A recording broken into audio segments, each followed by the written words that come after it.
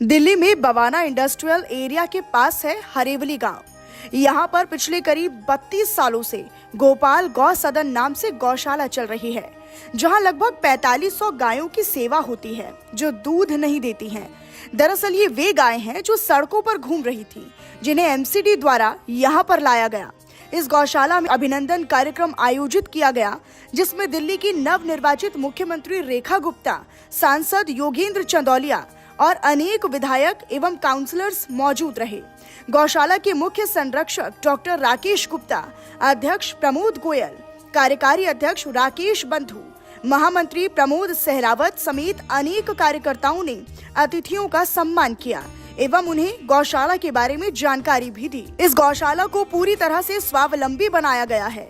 यहाँ पर vermi compost, लकड़ी, गौमूत्र से अर्क और अनेक तरह की दवाइयों का निर्माण भी किया जाता है, जिसका जिक्र पूरे प्रदेश भर में होता है। मुख्यमंत्री ने पूरा आश्वासन दिया कि यहाँ पर आने वाली किसी भी समस्या को दूर करने का वे भरसक प्रयत्न करेंगी। उन्होंने गौ पूजन भी किया और आरती कर गौ माता का आशीर्वाद भी लिया। अब मैं अपनी गौशाला के पूर्व अध्यक्ष, हमारे ट्रस्टी संरक्षक भाई राकेश जी से निवेदन करूंगा कि हमारी गौशाला के इतिहास के बारे में एक बार आकर सबका बताएं। ये मेरा परम सौभाग्य रहा कि 1996 में जब ये गौशाला प्रारंभिक दिनों में थी, तब से मैं जुड़ा और करीब 12 वर्ष तक महामंत्री के रूप में और 4 वर्ष तक अध्यक्ष के रूप में मुझे सेवा करने का मौका मिला।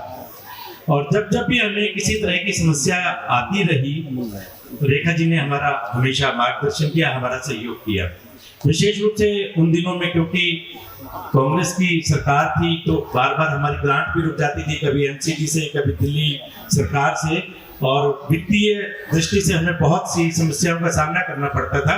लेकिन क्योंकि हमारा क्षेत्र ये पीतापुरा, शालीमार बाग, रोहिणी का था और रेखा जी भी वहीं पर रहती थी, तो हमें प्रश्नी बनाने हो या चारे की ट्रॉली की आवश्यकता हो, कोई गोडाउन बनाना हो, यहाँ पर शेड बनाने हो, हमेशा आपका सहयोग हमें मिलता रहा। जब हमने गौशाला प्रारंभ की थी, तब ये पूरी भूमि एक तरह से बंजर भूमि थी। यहाँ पर रेत होता था और घास का एक तिनका भी नहीं था। लेकिन गौ माता के चरण पड़ने से यहाँ पर आप देख रहे हैं चारों तरफ पूरी तरह से हरियाली है और गायों के रहने के लिए भी अच्छे शेड बनाए हुए हैं और भूसा स्टोर करने के लिए भी बड़े बड़े गोडाउन बनाए गए हैं। गौशाला को स्वावलंबी बनाने के लिए हमने वर्मी कंपोस्ट बनाना शुरू किया।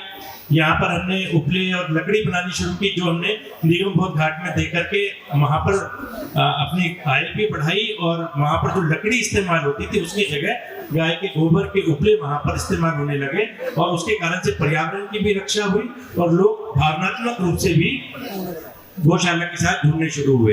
जैसे हमारे यहाँ कहा जाता है कि पहली रोटी गाय के लिए निकालनी चाहिए, लेकिन शहरों में रहते हैं, वहाँ पर गाय मिलती नहीं है, तो हमने गो ग्रास सेवा शुरू की और सैकड़ों की संख्या में हमने गाड़ियां लगाई जो घर घर जाकर के एक एक रोटी इकट्ठी करती हैं और यहाँ पर आकर के गाय को खिलाई जाती है। इस तरह के अनेक प्रकल्प हमने शुरू किए और हजारों लोगों को गौशाला के साथ में जोड़ा और अपनी गोपाल गौ सदन को पूरी तरह स्वावलंबी बनाने का प्रयास किया। इस अवसर पर मैं श्रीमान अशोक सिंघल जी और श्री प्रेमचंद जी गोयल जी का भी स्मरण करना चाहूंगा, जिनकी प्रेरणा से, जिनके सत प्रयासों से आज गौशाला इस स्थिति में पहुंची है।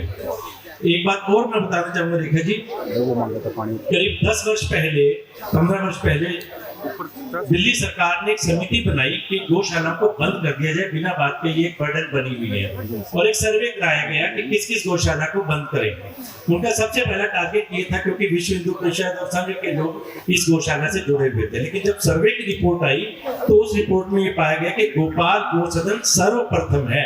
यहाँ पर डॉक्टर की भी व्यवस्था है, हॉस्पिटल भी यहाँ चलता है, गौशाला स्वावलंबी भी है, गाय की पूरी सेवा यहाँ होती है, इसलिए इस गौशाला को प्रथम स्थान दिया गया। इस प्रकार का ये सब सहयोग आप लोगों का मिलता रहा और उसी के कारण से आज गौशाला इस स्थिति में पहुंची है और आगे भी हम इसको और बढ़िया करने का प्रयास करेंगे। उसके लिए रेखा जी आज स्वयं यहाँ आई है मुख्यमंत्री के रूप में और हमें पूरा विश्वास है कि आपका पूरा सहयोग हमें आगे भी, पहले भी जैसे आपने किया मुख्यमंत्री ना रहते हुए भी एक पार्षद के रूप में, और अब आप मुख्यमंत्री हैं तो निश्चित रूप से हमारी गौशाला और अच्छी काम कर पाएगी और ज्यादा गौ सेवा की इस दिशा में आपको बहुत बहुत धन्यवाद। हमारा गौ वंश हमारा सुरक्षित रहे, ये प्रत्येक हिंदू की जिम्मेदारी है।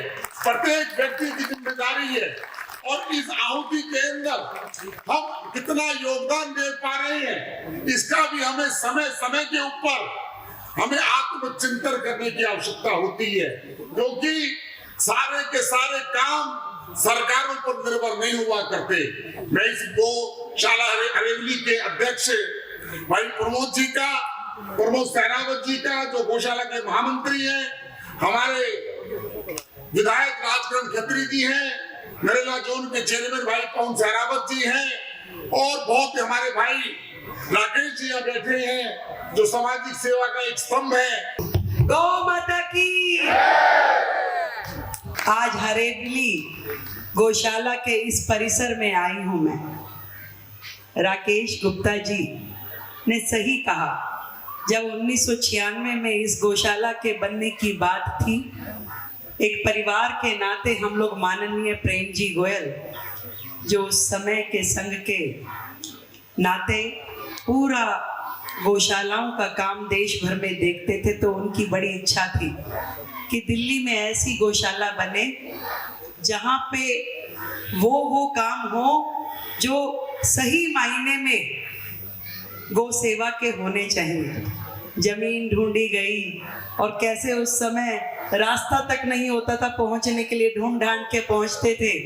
धीरे धीरे करते हुए आज इतने वर्षों में एक बड़ा वर्ग गौशाला की सेवा करने के लिए जुड़ा। मैं पूरी टीम को हृदय की गहराइयों से बधाई देती हूँ। और मैं अभी अपने ऑफिसर्स के साथ में वो सारे कागज देख रही थी कि पीछे का क्या इतिहास रहा है, सरकारों ने क्या क्या किया।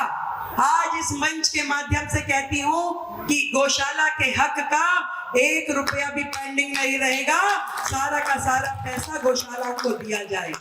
जितनी ग्रांट आपके लिए सैंक्शन है, उन्होंने मुझे बताया कि 24 करोड़ की ग्रांट आप लोगों को दी जानी है। सारे के सारे रुपए जो गौशाला के हैं, गौ माता के हक के हैं, तुरंत प्रभाव में वो आप सबको पहुंचे, ये मेरी जिम्मेदारी है।